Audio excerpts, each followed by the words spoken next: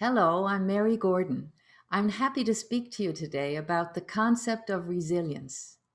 Resilience is actually Forbes magazine's number one word of this pandemic period. I think the idea of resilience, which simply means bouncing back from adversity, is something we are all practicing at the moment. No matter what age we are, our circumstances have changed. Things are challenging. So there's all kinds of adversity. Children have great models of resilience in their family members, in their teachers, and sometimes in their friends. Resilience is something that you're not necessarily born with. You can have a predisposition from your temperament traits to be inclined to be resilient. If you think about the idea of a dandelion and an orchid, a dandelion is a gorgeous yellow weed, actually. But the thing about the dandelion, it will grow anywhere. It doesn't need optimal conditions. It can thrive in clay without water.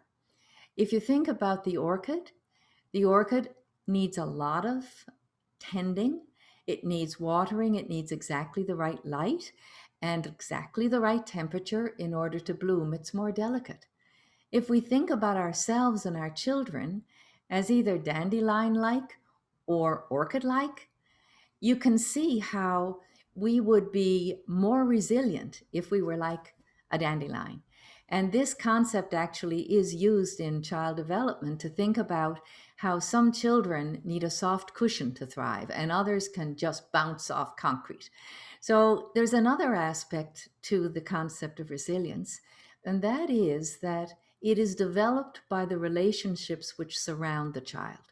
And I'm talking about parenting, teaching, their friendships, that it is relationships that help us learn how to cope.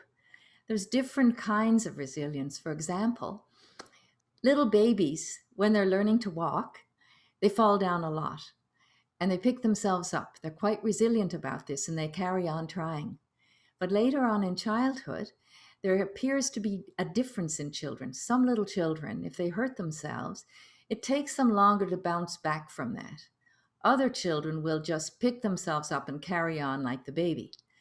Then there's a kind of bouncing back from adversity, and that adversity might be school. That if a child experiences a real setback in their marks and they're very upset about it, it can take some children a long time to bounce back from that disappointment. And others just pick themselves up and say, I'll try harder or I made a mistake. Then the idea of having hurt feelings.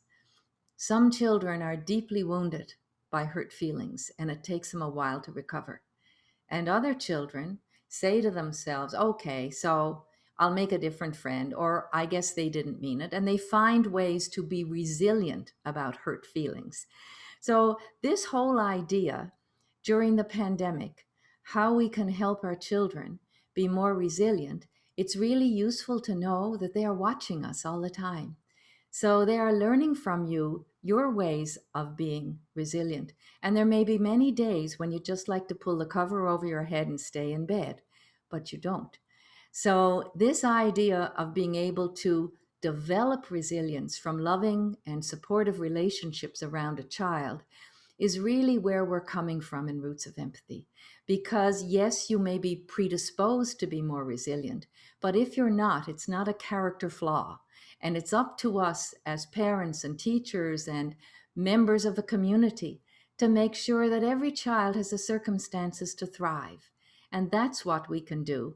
So I would just like to say, take care of yourself. And then the way you take care of yourself will help your children take care of themselves and be more resilient.